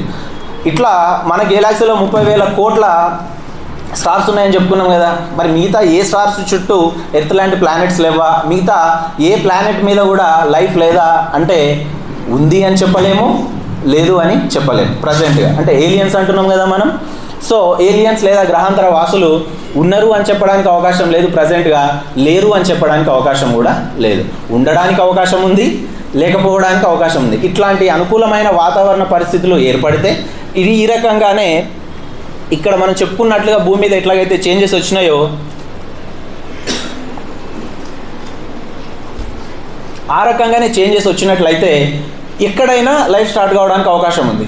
ఒకవేళ లైఫ్ ఉంటే, ఏలియన్స్ ఉంటే వాళ్ళు మనకంటే అడ్వాన్స్డ్గా ఉన్నారా, మనకంటే వెనకాల ఉన్నారా, ఇంకా ప్రైమరీ స్టేజ్లో ఉన్నారా అనేది కూడా చెప్పడానికి అవకాశం లేదు. ఒకవేళ స్టీఫెన్ హాకింగ్ని ఒకసారి ఇట్లనే మాట్లాడుతుంటే అడిగారు, ఏలియన్స్ కనుక మనల్ని అప్రోచ్ అయితే ఏం చేయాలి అని అడిగారు. సడన్గా ఏలియన్స్ మన దగ్గరకు వస్తే, హాలీవుడ్లో చాలా సినిమాలు వస్తాయి ఏలియన్స్ వచ్చినట్టు, అటాక్ చేసినట్టు, మనతో దోస్తాన్ చేసినట్టు ఏమేమో వస్తుంటాయి. సో వస్తే ఏం చేయాలి అని అడిగితే ఏం చేయడానికి లేదు. వాళ్ళు మనల్ని అప్రోచ్ అయ్యిండ్రు అంటే వాళ్ళు మనకంటే అడ్వాన్స్డ్గా ఉన్నట్టు కదా. మనకు సైన్స్ ఇంత డెవలప్ అయ్యి, అంటే మనం అనుకుంటున్నాం, మిగతా స్పేస్ గురించి మనకు తెలియదు కాబట్టి, ఎర్త్ మీద సైన్స్ ఇంత డెవలప్ అయ్యింది అనుకున్న ఈ టైంలోనే మనకు యూనివర్స్ ఎట్లా ఫామ్ అయింది అని తెలియడానికి ఇంత టైం పట్టింది. మనం ఇంకా స్పేస్ లెవెల్కి ట్రావెల్ ఎట్లా చేయాలి తెలుస్తలేదు, వేరే స్టార్స్ని ఎట్లా రీచ్ కావాలి తెలుస్తలేదు, ఇంకా ఎక్కువ దూరం మనం ప్రయాణము చేయలేదు. సో అట్లాంటిది వాళ్ళు మనల్ని రీచ్ అయ్యిండ్రు అంటే వాళ్ళు మనకంటే అడ్వాన్స్ ఉన్నట్టే కదా. సో వాళ్ళు కనుక మనల్ని రీచ్ అయ్యిండ్రు అంటే వాళ్ళు మనకంటే అడ్వాన్స్ ఉన్నట్టు మనం జాగ్రత్తగా ఉండాలి అని స్టీఫెన్ హాకింగ్ చెప్పడం జరిగింది. సో ఏలియన్స్ ఉండొచ్చు, ఉండకపోవచ్చు. కాంక్రీట్ ఎవిడెన్స్ దొరికేదాకా దేన్ని ఉంది అని చెప్పలేము, దేన్ని లేదు అని చెప్పడానికి అవకాశం లేదు, అంటే ఏలియన్స్ విషయంలో.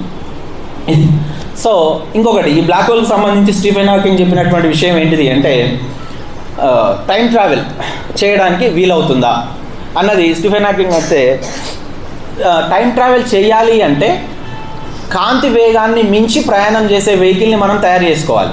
కాంతి ఎంత వేగంతో వెళ్తుంది? ఒక సెకండ్కి సుమారు 3 లక్షల కిలోమీటర్ల వేగంతో వెళ్తుంది. అంటే 94 లక్షల 100 కోట్ల కిలోమీటర్లు అంత వేగంతో వెళ్తుంది. అంత వేగంతో లైట్ ఇయర్ అంటాం మనం దాన్ని. కాంతి సంవత్సరం అంటే కాంతి ఒక సంవత్సరంలో ఎంత దూరం ప్రయాణం చేస్తుందో దాన్ని ఒక కాంతి సంవత్సరం అంటాం. ఒక సెకండ్కి దాదాపు 3 లక్షల కిలోమీటర్ల వేగంతో వెళ్తే ఒక సంవత్సరానికి కాంతి దాదాపు 94,100,000 కిలోమీటర్ల వేగంతో వెళ్తుంది. అంత వేగాన్ని దాటి వెళ్ళగలిగినటువంటి వెహికల్ని మనం తయారు చేసుకోవాల్సి వస్తుంది. మన స్పేస్ షిప్స్ కావచ్చు, రాకెట్స్ కావచ్చు, ఇవన్నీ కూడా ఇప్పుడు రాకెట్ ఎంత వెళ్తుంది, గ్రావిటేషనల్ ఫోర్స్ను దాటగలిగితే చాలు. ఎర్త్ గ్రావిటేషన్ ఫోర్స్ని దాటగలిగితే చాలు. ఎర్త్ గ్రావిటీ ఉంటుంది, పైకేసి కిందికి వస్తుంది. కానీ రాకెట్ వెళ్తుంది అంటే ఎర్త్ గ్రావిటీని దాటుకోవాలి అంటే సెకండ్కి 11.2 కిలోమీటర్ల వేగంతో వెహికల్ వెళ్తుంది. మన రాకెట్స్ అంత స్పీడ్ను దాటిపోతున్నాయి కాబట్టి వెళ్ళిపోగలుగుతున్నాయి. మనం టైం ట్రావెల్ చేసి వేరే గ్రహాల దగ్గరికి, వేరే నక్షత్రాల దగ్గరికి వెళ్ళి మీరు ఉన్నారా లేరా ఏలియన్స్ మీకు హాయ్ చెప్తామని చెప్పాలి అంటే కాంతి సంవత్సరం మన లైట్ ట్రావెల్ చేసేదానికంటే ఎక్కువ వేగంతో వెహికల్స్ని రూపొందించుకోవాలి. అట్లా రూపొందించుకునే అవకాశం ఉందా అంటే ప్రస్తుతానికి అసాధ్యమని చెప్పొచ్చు. బట్ ఫ్యూచర్లో ఏమవుతుందో చెప్పలేము.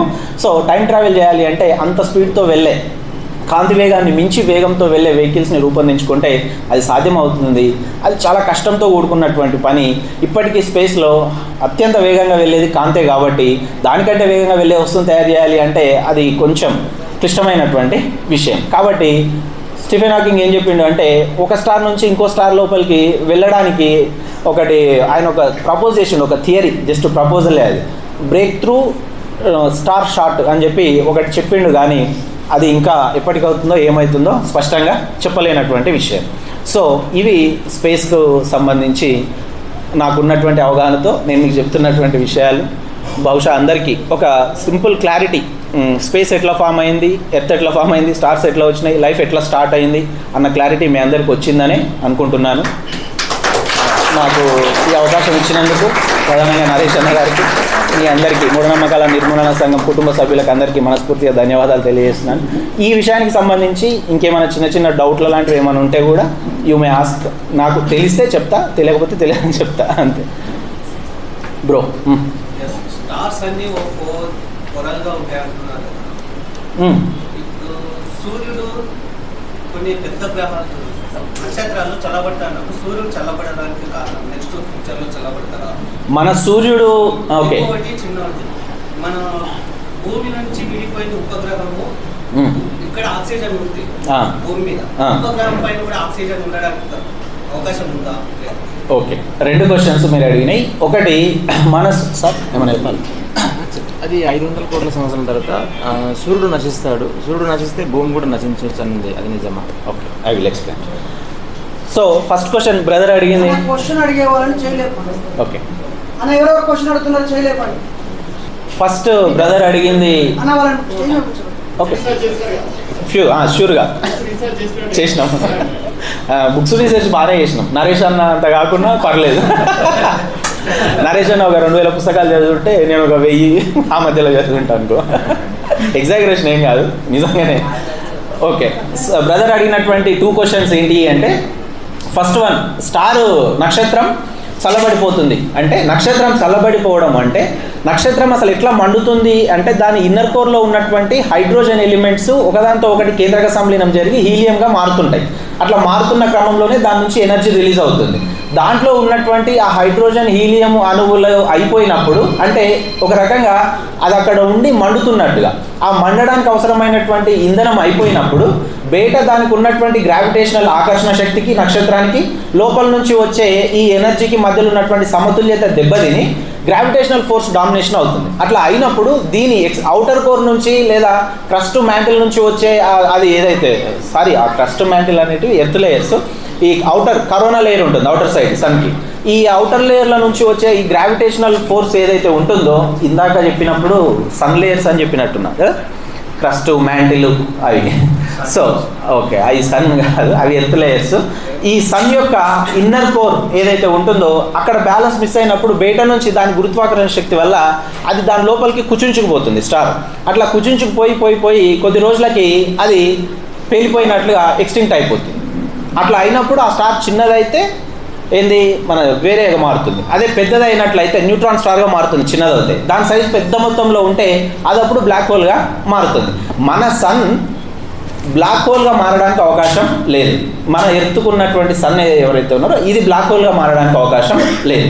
ఇది బ్లాక్ హోల్గా మారడానికి మన సన్ కంటే సుమారు 20,000 రెట్లు 20 రెట్లు సంథింగ్ అంత పెద్దగా ఉంటే తప్ప బ్లాక్ హోల్గా మారే అవకాశం లేదు.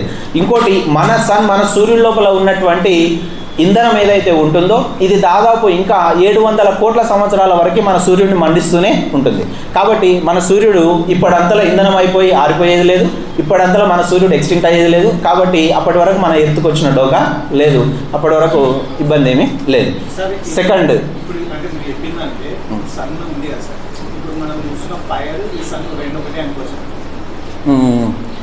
ఒకటి అంటే ఇక్కడ మనం చూస్తున్న ఫైర్ ఏదైతే ఉందో ఇది ఎక్స్టర్నల్ వస్తున్నటువంటి ఎనర్జీని మనం బయట నుంచి ఇస్తాం మండడానికి. అదే ఇంధనము మండుతున్నంతసేపు దాని నుంచి ఎనర్జీ రిలీజ్ అవుతుంది. అక్కడ ఏంటి అంటే కేంద్రక సంలీన చర్య వల్లనే ఎనర్జీ రిలీజ్ అవుతుంది.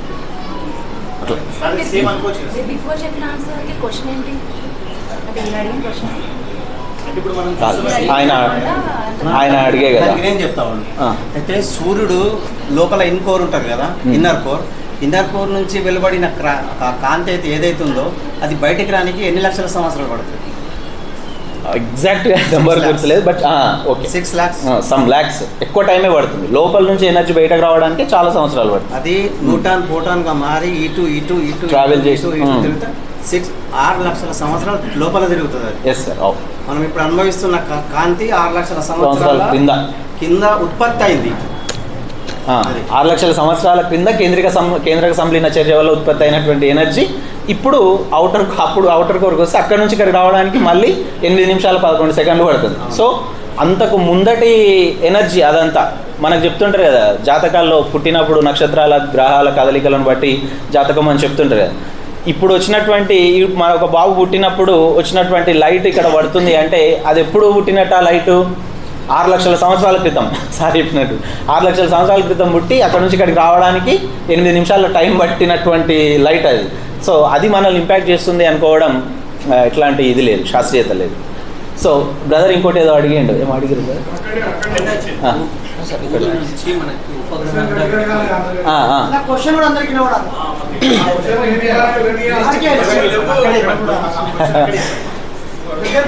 సో ఆ బ్రదర్ అడిగింది ఏంటిది అంటే భూమి నుంచి చంద్రుడు ఉపగ్రహంగా విడిపోయింది కదా, మరి అక్కడ ఎందుకు ఆక్సిజన్ లేదు అన్నది బ్రదర్ డౌట్. సింపుల్ ఏంటిది అంటే భూమి మీద లైఫ్ స్టార్ట్ అయిన తర్వాత సైనోబ్యాక్టీరియా లాంటి ఫామ్ అయిన తర్వాత అప్పుడు ఆక్సిజన్ ప్రొడక్షన్ జరిగింది. అంతకంటే ముందే 100 కోట్ల సంవత్సరాల అంతకంటే ముందే మూన్ విడిపోయి ఒక గ్రహం వచ్చి భూమిని ఢీకొంటే అది విడిపోయి మూన్గా ఫామ్ అయింది. సో ఆక్సిజన్ ఉన్నప్పుడు గ్రహం వచ్చి భూమిని ఢీకొని ఉంటే దీంతోపాటు ఆక్సిజన్ వెళ్ళేదేమో, లైఫ్ కూడా వెళ్ళేదేమో మూన్ మీదకి. కానీ అంతకంటే ముందే మూన్ ఫామ్ అయింది కాబట్టి అక్కడ లేదు. సో ఇక్కడ జరిగిన చేంజెస్ అక్కడ జరగలేదు. చేంజెస్ జరగడం వల్ల వాటర్ వచ్చింది కాబట్టి ఆ వాటర్లో ఈ చర్యలన్నీ జరిగి లైఫ్ స్టార్ట్ అయింది. ఇవేవి అక్కడ జరగలేదు కాబట్టి అక్కడ ఇవేవి ఆక్సిజన్ లేదు, రిమైనింగ్ ఏవి లేవు. సో సార్ బిగ్ బ్యాంగ్ ద్వారా 1380 కోట్ల సంవత్సరాల కింద బిగ్ బ్యాంగ్ ద్వారా భూమి ఆవిర్భవించిందని చెప్పి బిగ్ బ్యాంగ్లోనే ఉంది.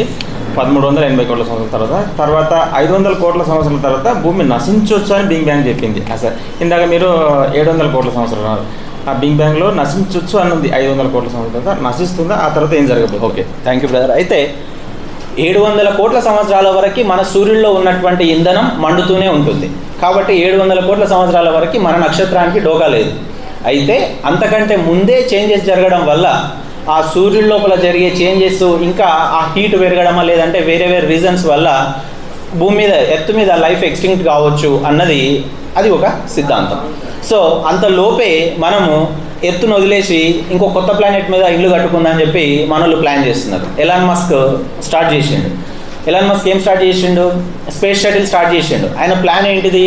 ఎర్త్ నుంచి మూన్ని ఒక స్టేషన్గా యూజ్ చేసుకొని ఇక్కడ నుంచి మూన్ మీదకి, అక్కడ నుంచి మార్స్ మీదకి షటిల్ ట్రిప్స్ లాగా రాకెట్లు తిరుగుతూనే ఉండాలి. ఇక్కడ నుంచి మొదటి విడతగా ఒక 10,000 మంది నేను మార్స్ మీదకి తీసుకెళ్తా అని చెప్పి ఎలాన్ మస్క్ ప్లాన్ చేస్తున్నాడు. అంటే ఎర్త్ మీద జరిగే వేరియస్ చేంజెస్ వలన, సన్ లోపల జరిగే వేరే చేంజెస్ వలన ఒక 500 కోట్ల సంవత్సరాల తర్వాత ఇక్కడ ఎర్త్ మనం మనుగడకు పనికి రాకుండా పోవచ్చు. ఒకప్పుడు మార్స్ మీద లైఫ్ ఉండింది, ఆ తర్వాత ఎక్స్టింక్ట్ అయిపోయింది. అదేవిధంగా భూమి మీద కూడా ఇంకో 500 సంవత్సరాల తర్వాత లైఫ్ ఉండకపోవచ్చు, ఎక్స్టింక్ట్ కావచ్చు అన్నది అది ఒక సిద్ధాంతం, ఊహ అది. ఓకే, ఇప్పుడు భూమి ఒక్క నిమిషం, ఇది అందరికీ సంబంధించిన క్వశ్చన్. ఇది చెప్పమ్మా. స్టార్స్ పుట్టుక మరణం రెండు ఉంటాయి కదా, సో సన్ కూడా ఒక స్టారే కాబట్టి సన్కి ఎలా పుట్టుక మరణం? సేమ్ ఎట్లాగైతే స్టారో మన సన్ కూడా ఒక స్టారే. అవును, మరి స్టార్ ఎట్లా ఎక్స్పైర్డెడ్ ఉంటుంది, పుట్టుక మరణం ఉన్నట్టే సన్ కూడా ఒక స్టారే కదా, దానికి మన సన్ కూడా దాదాపు 700 కోట్ల సంవత్సరాల తర్వాత దీంట్లో ఉన్న హైడ్రోజన్ హీలియం అణువులు కూడా అయిపోతే మన సన్ కూడా ఎక్స్టింక్ట్ అయిపోతుంది. ఆ స్టార్ సైజును బట్టి ఉంటుంది. మన స్టార్ సైజును బట్టి స్టార్స్ మన సూర్యుడి సైజులోనే ఉండవు, కొన్ని ఇంకా చాలా పెద్ద సైజులో ఉంటుంది. ఇప్పటివరకు ఐడెంటిఫై చేసిన పెద్ద స్టార్ ఏదో ఉంది, ఐవి సంథింగ్ ఉంది, ఇంకా పెద్ద స్టార్స్ ఉంటాయి. ఆ స్టార్ సైజును బట్టి దాంట్లో ఉన్న హైడ్రోజన్ హీలియం ఆ ఎలిమెంట్స్ని బట్టి దాని లైఫ్ అనేది ఉంటుంది. ఆ ఎనర్జీ ఇక్కడ లైఫ్ ఉండడము అంటే కేంద్రక సంలీన చర్యలు జరిగి దాని నుంచి ఎనర్జీ రిలీజ్ కావడం. కేంద్రక సంలీన చర్యలు జరగడానికి కావాల్సిన హైడ్రోజన్ హీలియం అది లేకపోతే ఆటోమేటిక్గా ఎనర్జీ రిలీజ్ కాదు అంటే బ్యాలెన్స్ తప్పిపోతుంది, స్టార్ దాని లోపలికి అదే కుచించుకుపోయి అయితే ఏది మన న్యూట్రాన్ స్టార్గానన్నా మారుతుంది, లేదంటే బ్లాక్ హోల్గానన్నా మారుతుంది. ఓకే, సన్ కంటే మిగిలిన స్టార్స్ అన్ని పెద్ద సైజులోనే ఉన్నాయి కదా? పెద్దవి ఉండొచ్చు, చిన్నవి ఉండొచ్చు, ఇంకా చిన్నవి కూడా ఉన్నాయి. డ్వార్ఫ్ స్టార్స్ అంటాం మన న్యూట్రాన్ స్టార్స్ని డ్వార్ఫ్ స్టార్స్ అని కూడా అంటాం. సో అంతకంటే చిన్నవి కూడా ఉన్నాయి, ఇంతకంటే పెద్దవి కూడా ఉన్నాయి. పెద్దగా ఉన్నవి ఇంకా ఎక్స్పైర్ అయిపోయినాయి ఉన్నాయి, ఇంకా చాలా ఉన్నాయి, లేని ఉన్నాయి. ఇంకా మన రిమైనింగ్ క్వశ్చన్స్ని ఒక ప్యానల్ పెట్టుకుంటే బాగుంటుంది. అంటే కిరణ్ సార్తో పాటుగా ఇంకొక ఇద్దరు రిసోర్స్ పర్సన్స్ సేమ్ వాళ్ళలాగే అవగాహన ఉన్న వాళ్ళు 3 మెంబర్స్ నట్టు పెట్టి మనం ఒక 25 to 30 మెంబర్సే క్లాస్ రూమ్ లాగా కూర్చొని మనం కూడా ఆ సబ్జెక్ట్లో చదువుకొని వచ్చి మంచి డిస్కషన్, స్టూడెంట్స్ యాంగిల్ నుంచి క్వశ్చన్స్కు వాటి ఆన్సర్స్ కూడా మనం రికార్డ్ చేయాల్సిన అవసరం ఉంది. సో ఇప్పుడు ఒక క్లుప్తమైన అవగాహన, మనకు అవగాహన ఇంకా మనం చెప్పేలాగా నేర్చుకోలేదు, అర్థమైందా? తను ఒక ప్రాథమిక అవగాహన మనకు కలిగించాలి. దీంట్లో వెంటనే మనకి ఇది చూసి ఇది విన్నాక వచ్చిన చిన్న డౌట్స్ మీరు అడిగారు. ఇంకా లోతుగా అడగాలంటే చాలా క్వశ్చన్స్ అడగచ్చు, ప్రతి ఒక్కరు అడగగలిగేవారు. ఓకేనా? అయితే ఈ సెషన్ని మనం కొంచెం కంక్లూడ్ చేసుకుందాం. మరొక సెషన్ ఒక 3 అవర్స్ తీసుకొని అప్పుడు రిసోర్స్ పర్సన్స్ని ఇంకొక ఇద్దరిని సేమ్ టాపిక్ మీద ఒక 3 మెంబర్స్ ఉంటారు. ఇప్పుడు తను చెప్పారు ఒక మాట ముందే, మీరు అడిగిన దానికి నాకు తెలిసింది చెప్తాను అన్నారు. ఇదే క్వశ్చన్కి 3 మెంబర్స్ ప్యానల్ అక్కడ ఉంటే అక్కడ ఇంకొక రైజ్ చేసి దీనికి ఇంకొక పర్ఫెక్ట్ ఆన్సర్ నాకు తెలుసు ఇంకొకరు ఆన్సర్ చేస్తారు. ఇంకొకరు మీరిద్దరు చెప్పింది కరెక్ట్ కాదనిపిస్తుంది, నాకు ఇలా ఉంది ఆలోచన అని ఇంకొకటి చెప్పారు. అంటే సంఘర్షణ జరగాల్సిందే కదా, చర్చలే కదా జ్ఞానాన్ని అవగాహనను పెంపొందించేది. ఎక్కడ ఫుల్ స్టాప్ ఉండదు. ఈ జ్ఞాన ప్రక్రియ నిరంతరం అన్వేషించాల్సిందే కదా. సో ధైర్యంగా క్వశ్చన్స్ అడగడానికి డయాస్ మీదకి వచ్చిన వీళ్ళకి మనం చెప్పట్లతో మనం గిఫ్ట్ ఇద్దామా? గిఫ్ట్ యా, ఒక మంచి 10 rupees pen. Okay, good question.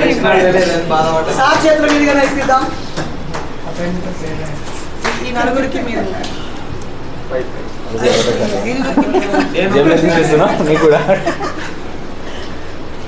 Yeah, please claps.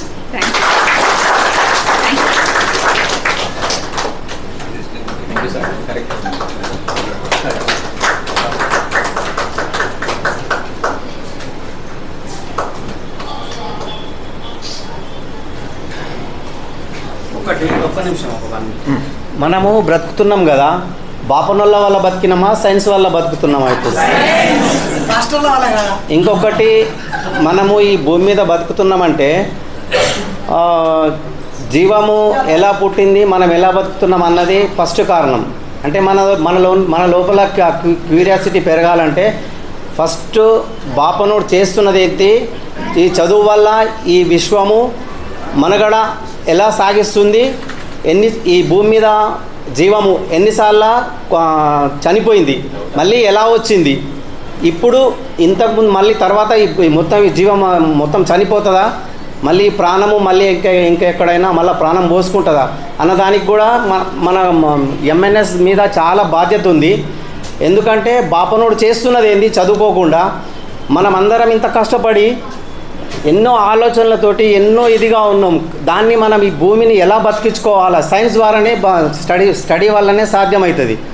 కాబట్టి మనము మనం మూఢనమ్మకాల మీద చేస్తున్నాం కాబట్టి ఇది కూడా మన బాధ్యత, ఫస్ట్ బాధ్యత. ఇది మూఢనమ్మకం అంటే ఏదో ఎక్కడెక్కడో కాదు, భూమి మీద మనగడ సాగించుకున్నది ఫస్ట్ మూఢనమ్మకం. దానివల్లనే భూమి ఎంతో ప్రజలని అంతా అల్లకల్లోలం చేసి అది చేసి ఇది చేసి వాళ్ళు ఎన్నో ఆలోచించకుండా చేసిరు బాపనోళ్ళు.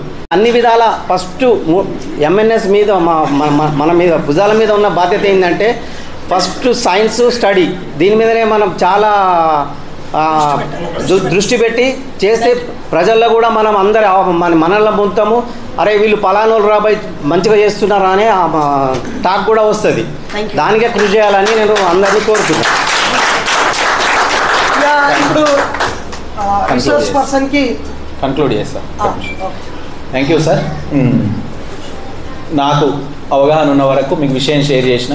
సో యూనివర్స్ ఎట్లా, లైఫ్ ఎట్లా అన్న విషయం మీద మీకు ఒక ప్రాథమిక అవగాహన కల్పించడంలో ఎంతో కొంత సక్సెస్ అయినా అని అనుకుంటున్నా. Thank you so much. మనకి జనరల్గా కుతూహలం మంచి ప్రాథమిక లక్షణం. ఎవరైనా మనము నాస్తికులం అంటే ఫస్ట్ వచ్చే క్వశ్చన్, మరి నాస్తికుడు అయితే దేవుడు లేకపోతే లైఫ్ ఎట్లా వచ్చింది, ఇవన్నీ ఎట్లా వచ్చింది. ఈ అవగాహన మీకు దానికి ఉపయోగపడుతుంది అనుకుంటా. దీనికి కంటిన్యూషన్గా ఫస్ట్ సైనోబాక్టీరియా దగ్గర నుంచి ఆ తర్వాత లైఫ్ ఎట్లా ఎవల్యూషన్ అయింది అన్నది సార్ ఎక్స్ప్లెయిన్ చేస్తాడు. ఈ మేరకు నాకు ఈ అవకాశం ఇచ్చినందుకు, ఈ విషయాలను షేర్ చేసుకునే అవకాశం ఇచ్చినందుకు మూఢనమ్మకాల నిర్మూలన సంఘం అధ్యక్షులు నరేష్ అన్న గారికి, అదేవిధంగా సుజాతక్క గారికి, కుటుంబ సభ్యులకు అందరికీ మనస్ఫూర్తిగా ధన్యవాదాలు. At the same time Jai Bhim. Thank you one and all. Thank you. 3 జిల్లాల అధ్యక్షులు, ప్రధాన కార్యదర్శులు వేదిక మీద రిసోర్స్ పర్సన్స్